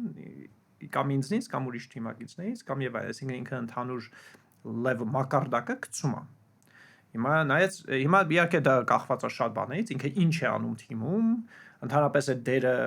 պետք է Claude-ը չի կարող անի, կարող է ինձ ավելի հեշտ է Claude-ին ղեկավարեմ, որ ինքը դա անի, քան թե իրան ասեմ, որ ինքը հետո ֆշավրես, որտեվ ինքը լավն է, բայց այն մի քիչ տահաճներից է։ Հետո կարող է միջև վաղը անի, կարող է չէ, որովհետեվ ինքը վստահելի մարդ չի։ Ավելի լավ է Claude-ով անեմ, բռնեմ։ Հա։ Այ մի քիչ հետ գանք Հայաստան։ Հայաստանի շուկայից խոսանք էլի, IT ոլորտից ընդհանրապես մենք ինչ կարգավիճակում ենք, մրցունակ ենք, թե մրցունակ չենք, որն է մեր ուժեղ կողմը, որովհետև դու էլ նշեցիր մասնագետները շատ են, բայց մի հատ պարադոքսի առաջ ենք հիմա կանգնած, որ մի կողմից այո մասնագետները շատ են, կարող է ջունիոր մասնագետներն են շատ չգիտեմ, բայց մյուս կողմից էլ շատ կամպանիաներ չեն կարողանում հաստիկներ համալրել, որտեղ չեն գտնում համապատասխան մասնագետ։ Ոնց է առաջանում ես։ Որ ասում եմ մասնագետները շատ են, ես նաև մեջը Claude-ին էի հավաքում։ Չէ, նայ, ընդհանուր հենց որպես անձ մասնագետ, շատ լավ, որը համ, չգիտեմ, մեծ փորձ ունի եւ նվիրված է գործին եւ հաճելի է հետ աշխատել։ Բնականաբար այտենց մարդկանց գտնելը բակային հազվադեպ։ Եւ իրանք հիմնականում գործ ունենում են։ Այսինքն նույնիսկ եթե գործ ունում են, որտեղ կամպանին քանդվում է կամ բան, հիմնականում ինչ որ միտեղ հայտնվում են, որովհետեւ բոլորը ուզում են աշխատեն այտենց մարդկանց հետ։ Եվ կան մեծ քանակի մարդկանց, որոնք շատ բարի են, շատ ջերմ են, շատ ջիգարով են, որ հա ջանի ծավը տանեմ, հա, բայց կոդ չի կարող գրի։ Ու չի կարող մենակ Claude-ի մասին չեմ, հենց բուն կոդի մասին, պրոյեկտ չի կարող իրականացնի, սխալներ են թույլ տալիս եւ այլն, այսինքն այդ ինժեներական բանը դեռ չկա։ Դեռ կարող է ապագայում լինի, դեռ չկա։ Ոնց կգնահատես օրինակ տեխնոլոգիական ոլորտը Հայաստանում։ Երկրի մասշտաբով մի քիչ դժվար է գնահատել։ Ես գիտեմ անձեր, որոնք որ շատ ուժեղ են, ու ես իրանց շատ հարգում եմ եւ տեսնում եմ իրանք ինչեր են անում եւ վաու։ Եվ դրանցից դուրս չգիտեմ ինչա կատարում, այնց որ sense գլոբալ պատասխան Հայաստանը ամենաուժեղներից է կամ Հայաստանը ոչ հենա ճիշտ, ոչ հենա ճիշտ։ Կան անձեր, որոնք որ անում են շատ լավ գործ եւ վերջ։ Եվ կա մնացածը։ Մնացածը ինչ անում չգիտեմ։ Ավելի շատ երևի հիմնված ենք outsource ինչ որ գործողությունների վրա էլի, որտեղից ծառայություն մատուցենք դրսում։ Հա։ Դու նաև հիմնադիրներից ես JS.conf համայնք կարող եմ ասել։ Կարելի ասել համայնքը։ Ու համայնքը շատ հավես բան է իմ կարծիքով ու Stack Overflow-ից էլ որ խոսեցինք, էդ էլ էր չէ, ինչ որ համայնք մարդիկ մտնում գրում էին, իրար պատասխանում էին ու այդ համայնքով մարդիկ մեկը մյուսին կարողանում են մոտիվացնել, որտեղ որ տեսնում ես մի քանի հոգի sense մոտիվացված ինչ որ բան են անում, անկախ քեզնից դու էլ ուզում ես միանալ իրանց անել։ IJS.conf-ի նպատակը ի սկզբանե որն է եղել ու այն ժամանակ երբ որ ստեղծվում էր, դեռ շատ քիչ էր ամեն դեպքում այն մարդիկ ովքեր զբաղվում էին դրանում Հայաստանում, ինչ որ հիմա մի քիչ ավելի է շատացել։ Ի սկզբանե նպատակը որն է եղել ստեղծելու ու հիմա համապատասխանում է դրան թե չէ, թե փոխվել է ընթացքում։ Հա, իրականում փոխվել է։ Ամենասկզբից երբ որ մենք սկսեցինք, մենք ուզում էինք ոգևորեինք մարդկանց, որ սովորեն ծրագրավորում։ Հիմա ստեղ շատ կարևոր դետալ կա։ Տարբերություն կա սովորել ծրագրավորում եւ ծրագրավորող դառնալը։ Նույն ձևի ոնց է տարբերություն կա մաթեմ սովորելը եւ մաթեմատիկոս դառնալը։ Հա։ Ես եւ ամբողջ թիմը գտնում ենք, որ ծրագրավորումը զուտ որպես հմտություն շատ կարևոր է։ Եվ միջև հիմա տենց եմ գնահատում, նույնիսկ data science-ում էլ է կարևոր, չգիտեմ, շատ մարդիկ, որոնք որ բանկում են աշխատում, եթե ծրագրավորում գիտեն, միանգամից կարողանում են շատ ավելի ճկուն բաներ անեն, համակարգներ, ել չեմ ասում ինժեներների հետ կարողանում են լեզու գտնել, որտեղ նույն լեզուն են հասկանում, հա, այսպես ասած։ Ու հետո կարողանում ես գնահատես իրանց գործը, օրինակ, որ ասում են, սա մի ամսում նոր կավարտենք, մի քիչ պատկերացնում ես, որ բայց մի ամսում։ Եվ նրանց ասելով եւ ինժեներների եւ Claude-ի։ Հա։ Որտեղ Claude-ն էլ է հիմա ինժեներ դառ։ Այսինքն նպատակը այդ ոնց որ այդ գրագետությունը հավելյալ գրագետությունը դարձնել ավելի սովորական։ Եվ ինչպես դա անել, դե եկեք հավաքենք մարդկանց մի տեղում, հավեսով ինչ որ լեկցիաներ լինեն, որ համ մոտիվացնեն, համ ինչ որ հետաքրքիր թեմաներից պատմեն, որ մարդկանց կարող է հետաքրքրի եւ ամենակարևորը այդ միջավայրը որպեսզի գա միտեղ եւ իր հետ շփվի։ Եվ այդ միջավայրը Եվ այդ միջավայրը երբ որ ստեղծվում է, հետո կարող են իրար չեմ գործի առաջարկեն եւ այլ ուտենց է լինում էր, կարող են չգիտեմ փողոցում որ տեսնում են, հանդիպում են, մենք ոչ թե հանդիպել ենք չգիտեմ բարում խմած, այլ չէ, դա էլ ալնում է նորմալ է, բայց այն JS Conf-ում որ դու ես ծրագրավորող, բա ինչ ես անում, ինչի վրա ես աշխատում, ուտես, ինչ որ չափով, ինչ որ բաներ ստեղծվում։ Այդ որ JavaScript, այդ JS պահը իրականում մի քիչ ինչ որ չափով հանգարցակի էր, որովհետև ես ինքս երբեք չեմ տեսել այս conference-ը որպես հենց JavaScript-ի conference։ Interesting JS Conf, որտեղ այդ ժամանակ JavaScript-ը բավական հայտնի էր, որտեղ մարքեթինգի տեսակետից բռնում էր։ Դե մի բան պիտի կոչենք։ Որտենց, բայց նպատակը ծրագրավորման հիմնություն այլ ոչ թե բուն JavaScript-ի։ JavaScript-ը մի լեզու է, մի գործիք է, բայց գործիքները բնականաբար շատ են։ Հիմա vibe coding-ն էլ է, չէ՞, օրինակ ահավոր տարածված ու անդադ որ խոսեցինք կոդինգի կարևորությունից եւ այլն, շատ մարդիկ հիմա կարողանում են ուղղակի թե մարդկային լեզվով գրել, ինչ որ կայք ստանալ ու չգիտեմ ինչքանով է կարևոր որ իրանք խորապես պատկերացնեն, այս որ ստացել են, սրա տակ իրականում ինչ կոդ է գրված եղել։ Կարան sense просто vibe coding-ով հաջողության հասնել նկատի ունեմ, թե ամեն դեպքում պետք է տիրապետել։ Կարող են, բայց ոչ միշտ ու նայած ինչ են կառուցում։ Ինչքան ավելի կոմպլեքս է համակարգը, ինչքան ավելի բարդ է, այդքան ավելի դժվար է տենց հասնել ու էլի այդ վտանգները կան, որ կարող է ինչ-որ security խնդիրներ լինեն կամ կարող է կոդի լոգիկայի մեջ ինչ-որ ճանապարհ լինի, որը չգիտես, որ տենց է գրվել, բայց տենց է, բայց որ բացում ես ծրագիրը, տեսնում ես աշխատում է, մտածում ես, սա օքեյ է։ Այսինքն գնահատել ծրագիրը աշխատում է թե չէ։ Սենց ասեմ։ Ամենաճիշտը մի հատ օրինակ ձեզ բերեմ։ Մեքենա եք առնում։ Առնում եք մի հատ մեքենա։ Դուք գնում եք, նայում եք այս մեքենան, բայց օգտագործած մեքենա է, կարևոր է։ Օգտագործած մեքենա, չէ՞։ Նայում եք, ասում եք, օքեյ, սիրուն մեքենա է։ Գույնը դուր է գալիս։ Հա։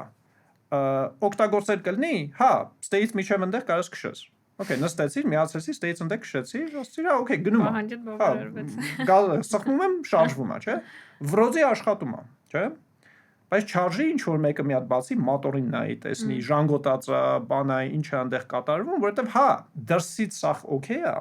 շարժվում է տեղից, հա, չգիտեմ, աթոռը հարմար է,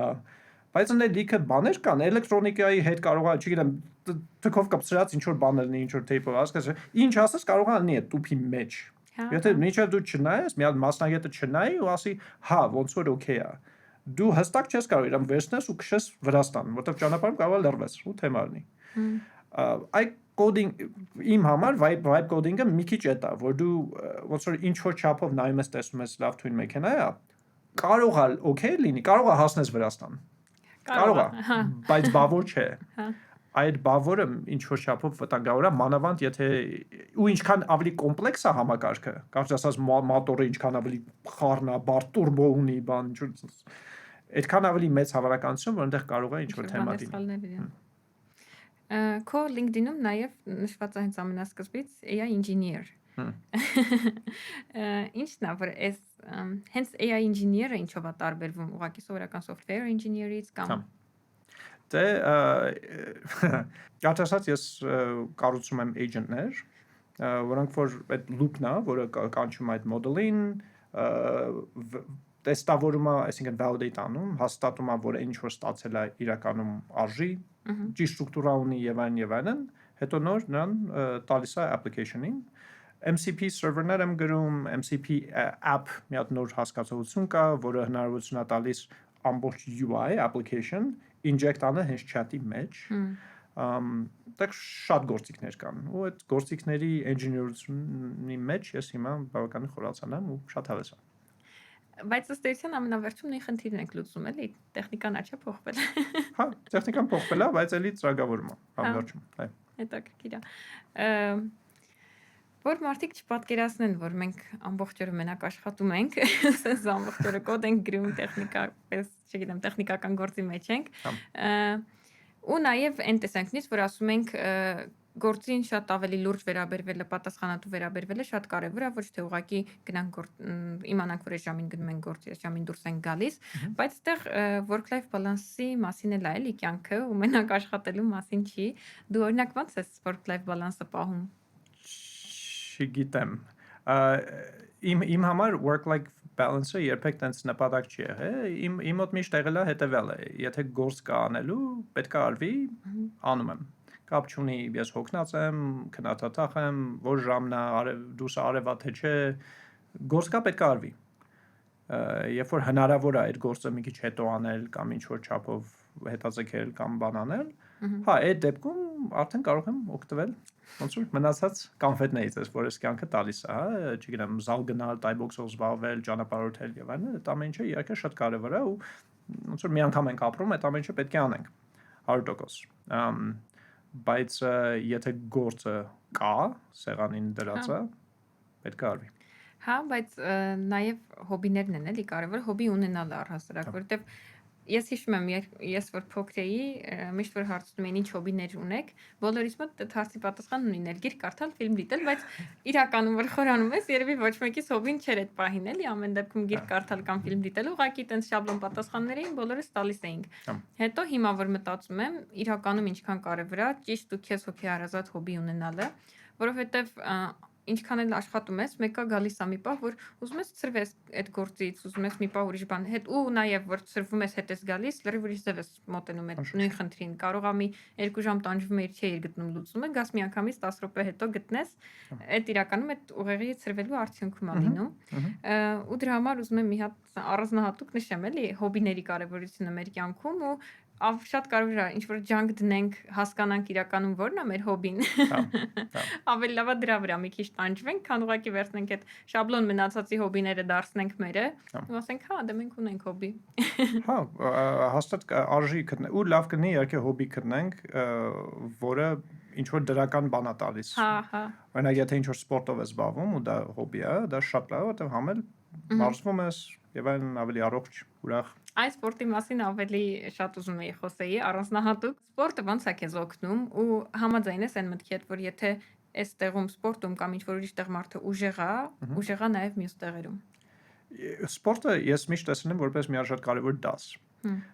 Ես հիշում եմ, հա, ես փոքր ժամանակվանից պարապել եմ ու ես հիշում եմ, որ ծայրները շատ հաճախ իմ վրա բղավում էին, բայց բղավում էին ոչ թե որպես ոնց որ վատ բաներ նշելով, այլ ոնց որ բարձր էին խոսում, կարելի ասել, որ դուխ տային։ Մի հատ էլ բան շարունակի, ու շատ հետաքրքիր բան է ես նկատել եւ շատ փոքր ժամանակ, որ չգիտեմ, ասենք թե 10 հատ ժիմ արեցի, չէ՞։ Շարունակի, ասում ես շարունակի, ասում ես չէ, չեմ կարող։ Ասում ես չէ, էլի պիտի անես, գորգրումա վրա, բան, դավայ, կարող ես, մեկը մի հատ ես անում, այդ ոնց։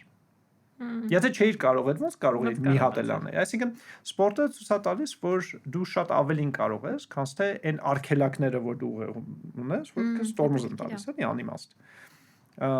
Ու պլյուս տալիս այդ դիսցիպլինը, որ երբ որ, չգիտեմ, մկանները ցավում են, վառում են, դες տպավորություն, դողում են ոտերը, բա, դու շարունակում ես անել, որտեվ դեռ այդ հաշիվին չես հասել, հա, եթե հաշվով ես ինչ որ գանտեր բարձրացնում օրինակ, չէ, դու ասում ես, չէ, ես պետք է հասնեմ դրան ու շարունակում ես, հա, ցավում է, վայ, բայց անում ես։ Այսինքն ինքը քեզ սովորացնում է հաղթահարել եւ դիմացկուն դառնալ ինչ որ բաների։ Եվ կարելի ասել նույն դիսցիպլինա, երբ որ դու գիշերվա կեսին արդեն ուզում ես գնաս քնես, էլ հավես չունես կամ հոգնած ես, բան, բայց գիտես որ դեդլայն ունես, պրոյեկտը պետք է աշխատի, վերջ։ Նույն դիսցիպլինն է։ Ու կարծում եմ այն երեխաները մանավանդ որոնք որ փոքր ժամանակվանից գնում են սպորտի, այդ ունակությունը իրանց մոտ շուտ է դրվում եւ իրենց ծառայում է կարծում եմ ամբողջ կյանքը։ Էլ չեմ ասում այն փաստը, որ դե բնականաբար ֆիզիկապես էլ ավելի առողջ ես զգում եւ այլն այդ։ Իսկ թվում է, ինչ որ չափով դաժե պետքա պարտադիր դառնա այդ, որ մարդիկ զբաղվեն սպորտով, որովհետեւ իրոք դրական օգուտները շատ մեծ են ու հատկապես այդ դիսցիպլինայի ձևավորումը։ Ես իմ վրա էլ եմ շատ զգացել։ Ամեն անգամ նախ տրամադրության վրա է շատ ազդում, եթե ցանկացած հարց ոնց որ լուծվում է, գնում ես մի հատ մարզվում ես։ Ամենից վատը խնդիրը դառնում է փոքր։ Այո, այն պահին, երբ որ դու այդ ստրեսի մեջ ես, որ մարմինը դնում, ուրիշ բաների մասին հիմնականում չես մտածում, ու ինչ որ չափով մոռանում ես պայի տակ։ Ու այդ ինչ որ չափով տենց հանգստություն է բերում։ Էդ էլ բոլորի համար ստանդարտ չի։ Օրինակ, ես որ զբաղվեմ կարատեով, կարող է տենց չլինի, որտեվ, չգիտեմ, այդ կարող է իմ համար չի։ Էդ էլ է կարևոր, որ մենք հենց այն սպորտաձևը գտնենք, որտեղ մենք կարողանում ենք մոռանալ այդ մնացած ամեն ինչի մասին։ Օրինակ, ես որ վազում եմ, իրոք այդ նախ վազքի տենց եղավ, որտեղ վազքը ինձ դժվար էր տրվում։ Ես նենց չի շատ հեշտ կարողացա վազեմ։ Շունչս չէր հերիքում ամենասկզբից ես ուղղակի 2 րոպե քայլում էի, 1 րոպե վազում, 2 րոպե քայլում, 1 րոպե վազում, ու տենց պլան էի գրել իմ համար, հստակ այդ պլանով առաջ գնալով, կարողացա իմ կիսամարաթոնը վազեմ, ու այդ այնքան հետաքրքիր է, որ տենց դժվար էր ստացվում իմ մոտ։ Ես ամբողջ ընթացքում ուղղակի մտածում էի, pace-ս ինչքան է, քանի րոպե մնաց որ վազեմ, արդեն քանի կիլոմետր եմ վազել, ու ուզեի էլ չէի կարա ուրիշ բանի մասին մտածեի, էլի, որովհետև հազիվ այդ հաշվարկներն էի անում։ Մի հատ մի բան էլ հետաքրքիր կա, որ ինչքան ուժեղանում ես ինչ որ սպորտում, այդքան ավելի սիրում ես իրան։ Հա։ Չէ՞։ Օրինակ նույն տենիսը, երբ որ նոր ես սկսում, որ ոչ մի բան չի ստացվում, ինչ որ տենց բայց հետո որ մեկը զգում ես, որ ճակ մի հատ լնում է, սիարվում ես ու վերջ, անverջ ուզում ես այդ գնդակը մի հատ լավ տենց բզես։ Այդ էլ այդ արդյունքից եկած մոտիվացիան այդի։ Այսինքն ուզում եմ ասեմ բանը, սպորտն ունի այդ հատկությունը, որ ինքը բանը ոչ միշտ հենց ամենասկզբից ինքը քեզ կոնֆետներ է տալիս։ Ինքը ասում է մի հատ պարապի ու քանի գնա ավելի շատ կոնֆետ քեզ կտամ։ Հա։ Ու այդ բանը բերում է տա։ Ու շատ մարդ հենց այդ ամենասկզբից էլ հիասթափվում է, որ 2-3 պարապինք, հա, իմը չէ, ասում է դա քեզ հեշտ է, դու կարում ես գնաս։ Միջազգ այդ հասկանալ այդ իմն է թե իմը չի, այդ ֆանտաստիկ բարդ բան է, որտեղ էլի շատերը ոնց որ դա զգում են բավականին տենց մակերեսային մակարդակով, այսինքն ինչ որ բան փորձում են, ասում են ով հոգնեցի, չէ իմը չի, կամ հա կոդ նայեցին, ով էս ինչա, կյանքում չէ, լավ իմը չի, բան։ Ես սիրում եմ երաժշտություն, բան, հա, բայց իրականում եթե հա, բայց A ով չի սիրում, B եթե դու երաժշտություն լավ ես հասկանում, երաժշտությունը մաթեմա։ Հա, հա։ Եթե դու մաթեմից լավ ես, դու տրամաբանություն ես սիրում, եթե դու տրամաբանություն ես սիրում, իրականում այս հաստատ քոնն է։ Այսինքն այտենց դետալներ կան, էլի, ուզում ասեմ շատ շուտ պետք չի միանգամից ասել սա իմը չի։ Կարող ես ասես ես հավես չունեմ։ Հա, օքեյ, դա ասա, կամ ես չգիտեմ, այդ պատրաստ չեմ այդքան ներդրում անել, այդքան աշխատել։ Հա, տենց ասա, բայց մի ասա իմը չի։ Հա, հետաքրքիր է։ Եթե ուզենաս, որ եթե իմանանք, որ ամեն մարդու մեջ մի միտք է տպավորվելու այս զրույցից, ինչը կուզես, որ մարդիկ ֆիքսեն ու հիշեն։ Այ, մի միտք։ Ես զուտ իմ փորձից կարող եմ կիսվեմ, դա նաև որ ես որպես մասնագետ ամենաուժեղը, ամենաշատը աճել եմ այն ժամանակ, երբ որ ես եղել եմ ամենաթույլը ու անդրադառնում եմ այդ թեմային, էլի, երբ որ ես IBM-ում էի ու այդ թիմում էի, գտնում եմ դա շատ կարևոր։ Ու կարծում եմ դա ճիշտ է, այսինքն նույնիսկ տենիս խաղալուց։ Ես երբ որ խաղում եմ տենիս ինչ որ մեկի հետ, որը շատ ուժեղ է խաղում, ես շատ ավելի լավ եմ խաղում։ Այսինքն այտենց հատկություն ունի, որ երբ որ դու ինչ որ մեկի հետ ես աշխատում, սպորտ խաղում, կապ չունի, ինչ որ մի գործողություն անում, ու ինքը քեզնից ուժեղ է, կամ ավելի փորձ ունի, ինքը քեզ քաշում է վերև։ Հենց որ աճելուց կարծում եմ դա շատ կարևոր է։ Եղիր այն մարդկանց մոտ, որոնք որ ավելի ուժեղ են, քան դու։ Այնքան շնորհակալ եմ, որ եկար։ Բայց ես այնքան շնորհակալ եմ։ Շատ հետաքրքիր։ Մեծ սիրով ջանիկ։ Մերսի շատ։